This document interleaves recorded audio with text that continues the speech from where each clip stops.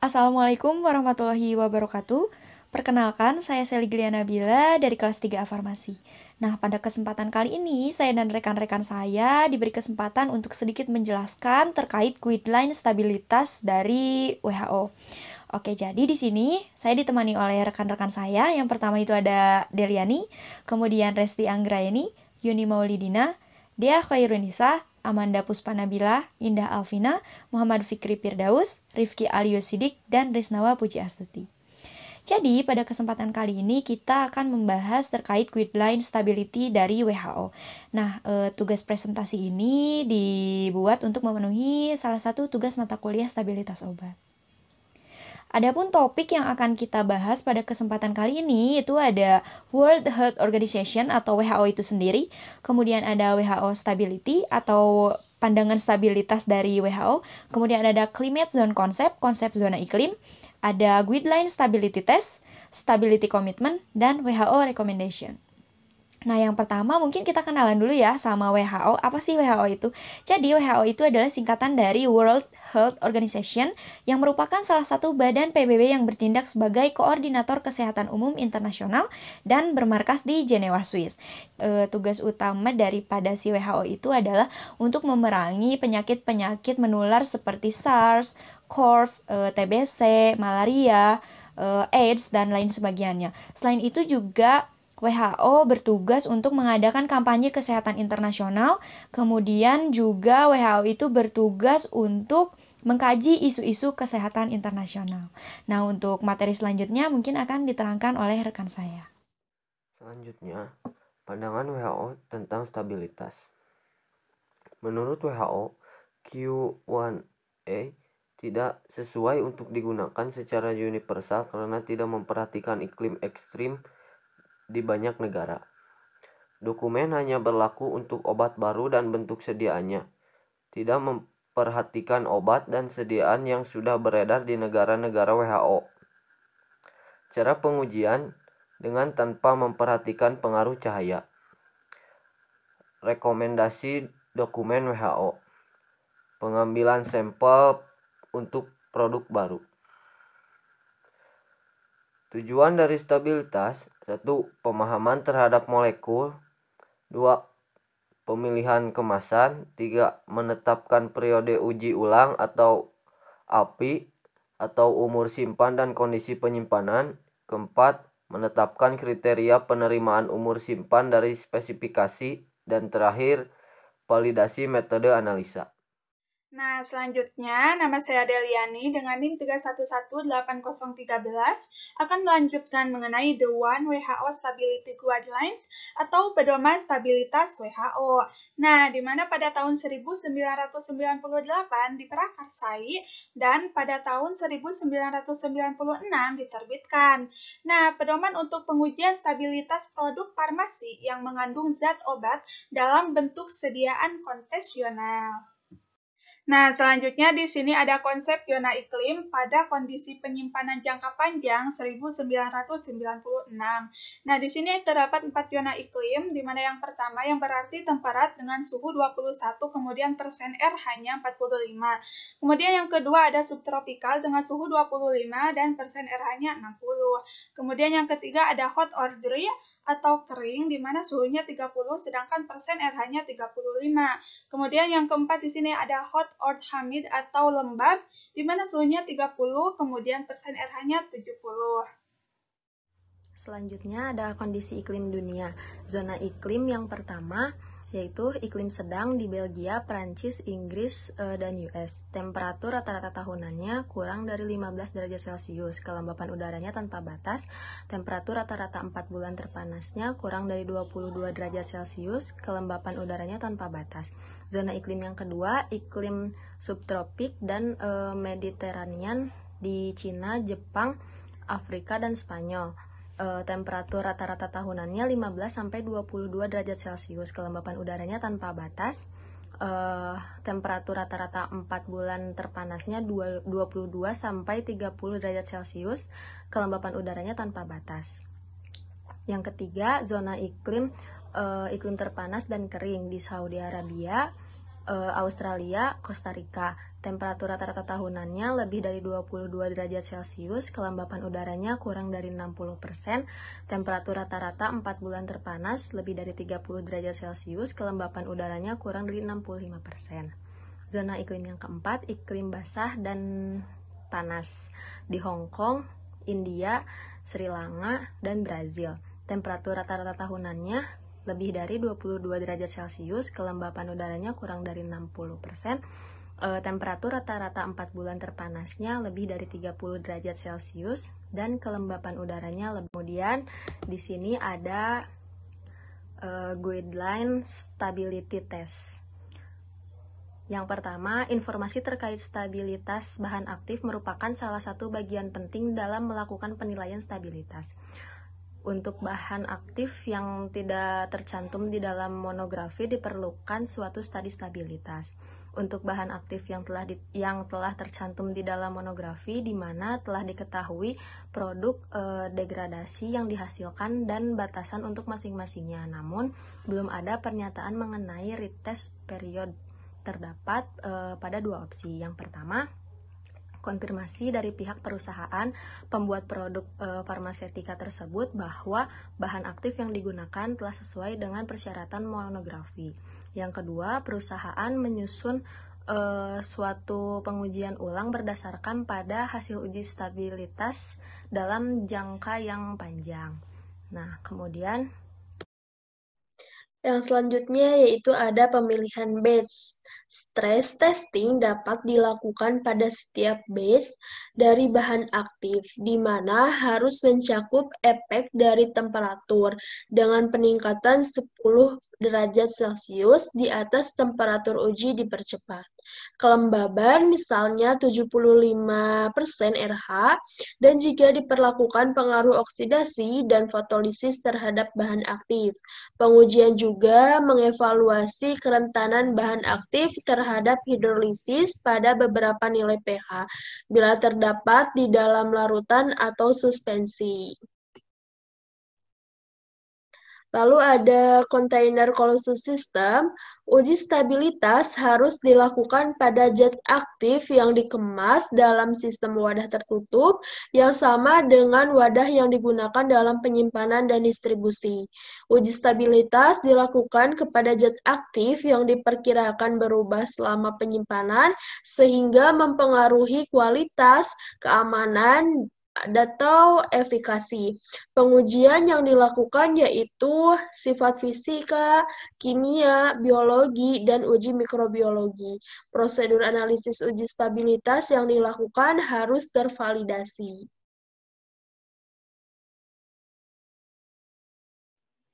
Perkenalkan, nama saya Haura Aklina Ilyasin dari kelas 3 Farmasi. Di sini saya akan melanjutkan materi. Yang selanjutnya yaitu ada frekuensi pengujian. Uji stabilitas jangka panjang yaitu frekuensi pengujian harus cukup untuk mengetahui sifat kestabilan zat aktif yang diuji. Untuk periode pengujian lebih dari 12 bulan, frekuensi pengujian dapat dilakukan setiap 3 bulan pada tahun pertama, kemudian setiap 6 bulan pada tahun kedua, dan setiap setahun pada tahun berikutnya selama periode pengujian. Pada uji stabilitas dipercepat dengan periode pengujian 6 bulan dilakukan minimal 3 kali pengujian, meliputi waktu awal dan waktu akhir pengujian yaitu 0, 3, dan 6 bulan. Berikutnya ada kondisi penyimpanan. Uji stabilitas jangka panjang harus dilakukan minimal 12 bulan pada sekurang-kurangnya 3 batch.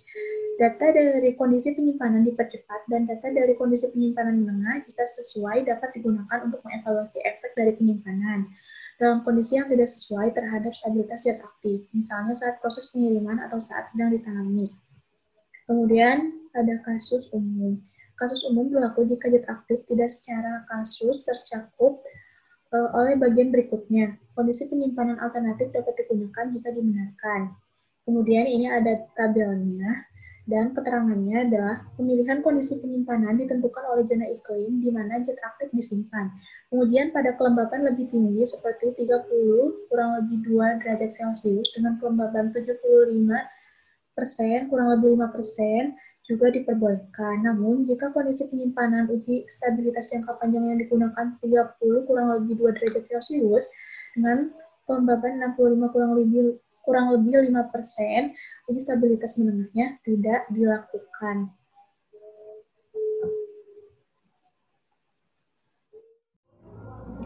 Nama Indah Vina Damayanti, NIM 3118041.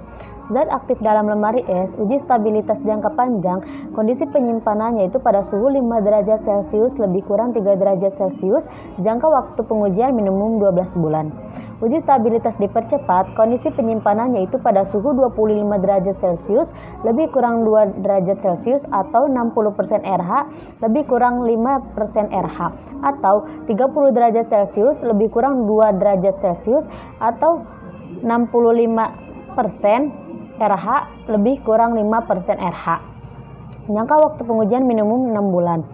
Pemilihan kondisi penyimpanan ditentukan oleh zona iklim di mana zat aktif disimpan. Pengujian pada kelembaban lebih tinggi seperti 30 derajat Celcius lebih kurang 2 derajat Celcius atau 75% RH lebih kurang 5% RH juga diperbolehkan. Zat aktif dalam freezer, uji stabilitas jangka panjang, kondisi penyimpanannya yaitu pada suhu negatif 20 derajat Celcius lebih kurang 5 derajat Celcius. Jangka waktu pengujian minimum 12 bulan. Dengan tidak dilakukannya uji stabilitas dipercepat, dilakukan pengujian pada satu batch dalam suhu dinaikkan. Misalnya, 5 derajat Celcius lebih kurang 3 derajat Celcius atau 25 derajat Celcius lebih kurang 2 derajat Celcius atau 30 derajat Celcius lebih kurang 2 derajat Celcius untuk mengetahui stabilitas zat aktif dalam kondisi penyimpanan yang tidak sesuai. Misalnya, saat proses pengiriman atau saat sedang ditangani. Zat aktif dalam suhu kurang dari negatif 20 derajat Celcius. Untuk zat aktif yang dimaksudkan penyimpanannya dalam suhu di bawah negatif 20 derajat Celcius harus diperlakukan sesuai kasus masing-masing.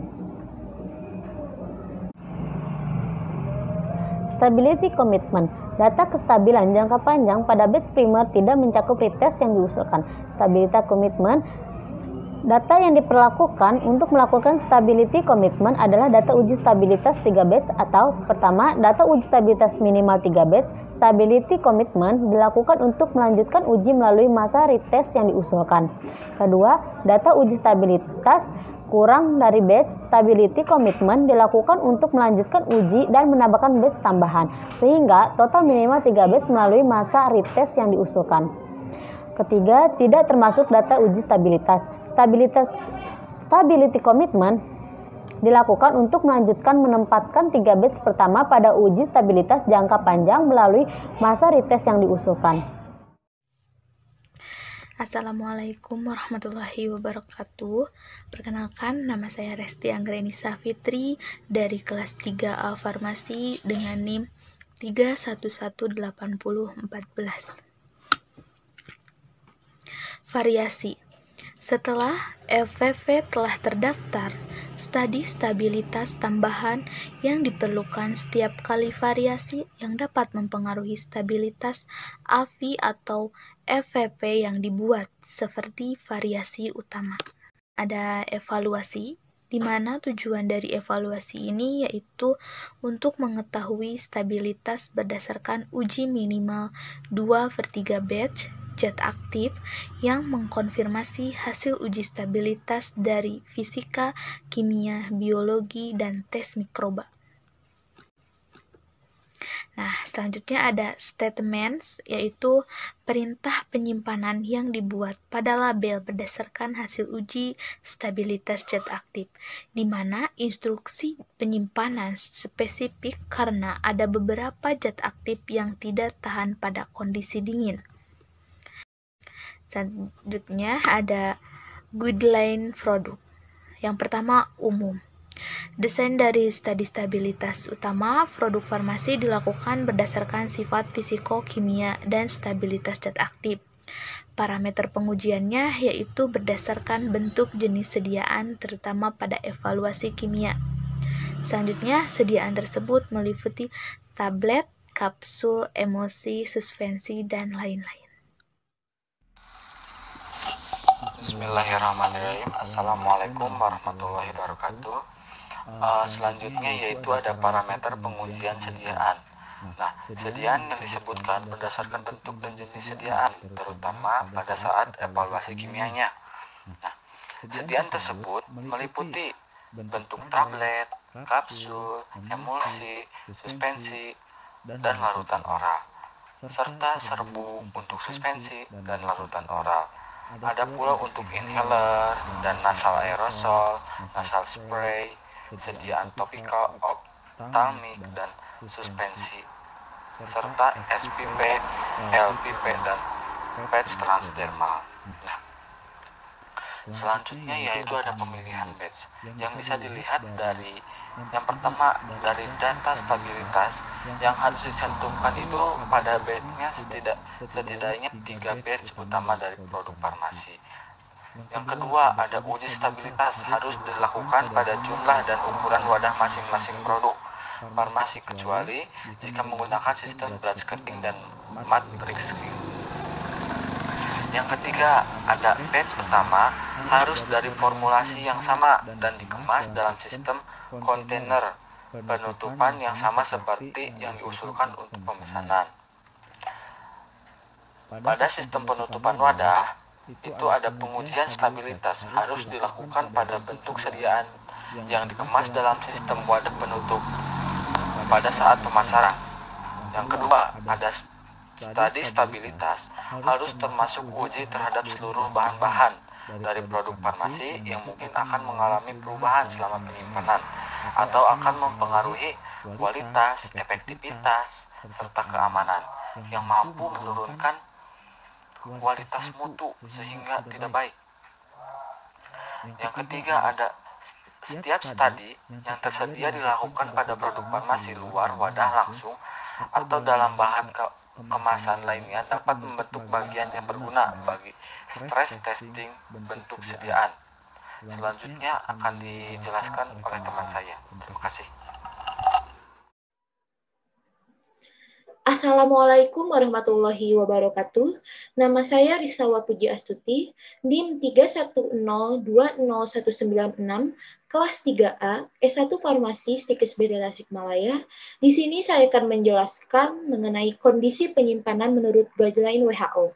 Pada umumnya, produk farmasi harus dievaluasi di bawah kondisi penyimpanan dengan pengujian stabilitas termal dan jika memungkinkan sensitivitas terhadap kelembaban.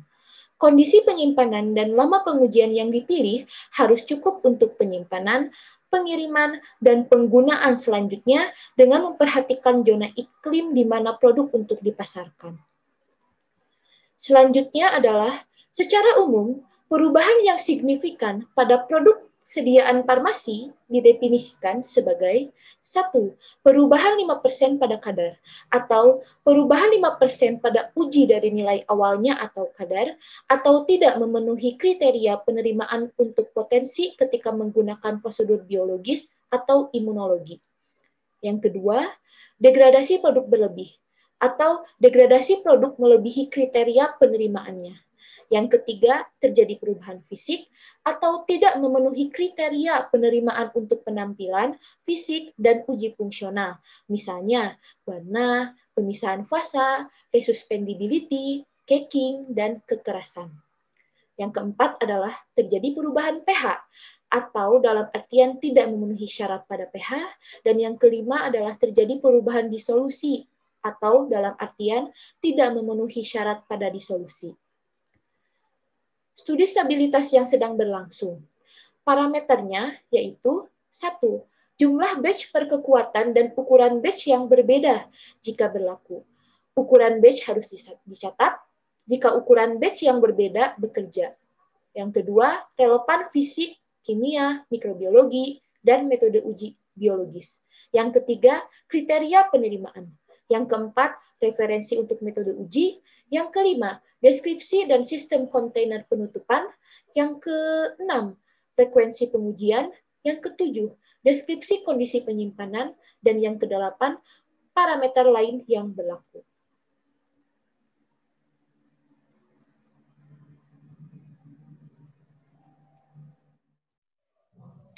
Kemudian, ada rekomendasi WHO yang pertama untuk produk yang dipasarkan secara global diuji menurut kondisi zona iklim 4. Kemudian, real time dengan kondisi sedekat mungkin dengan keadaan sistem distribusi minimal 12 bulan.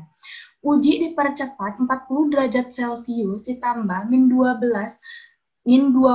derajat Celcius per 17% RH ditambah min 5% per 6 bulan atau 3 bulan pada 45 derajat sampai 50 derajat Celcius dan RH 75%. Kemudian zona iklim 2 uji dipercepat 40 derajat Celcius ditambah min 20 derajat Celcius per 75 RH ditambah min 5% per 3 bulan atau disarankan 6 bulan jika barang aktif kurang stabil atau untuk produk di mana jumlah data tersedia terbatas. Alternatif tidak lebih dari 150 Celcius di atas suhu penyimpanan jangka panjang dan kondisi lembab yang relevan. Kemudian rekomendasi WHO yang keenam yaitu uji stabilitas sediaan cair disarankan pada suhu yang lebih rendah, misalnya lebih dari 0 sampai 10 sampai 20 derajat Celcius siklus Freeze-Dew dan kondisi pendinginan 2 sampai 8 derajat Celcius. Ekspos terhadap cahaya juga memungkinkan. Kemudian, pengujian dilakukan pada 3 batch kecuali jika barang aktif digunakan sangat stabil. Batch harus representatif mewakili proses manufaktur dan dibuat dengan skala pilot atau skala produksi penuh. Dan yang terakhir, batch produksi harus pula diuji setiap batch selang tahun untuk skala yang stabil. Untuk produk yang profil stabilitasnya sudah diketahui satu batch setiap 3-5 tahun, kecuali perubahan besar dari produk, misalnya formula atau proses atau metode manufaktur. Terima kasih, mungkin itu saja yang dapat kelompok kami presentasikan. Kekurangnya kami mohon minta maaf yang sebesar-besarnya. Wassalamualaikum warahmatullahi wabarakatuh.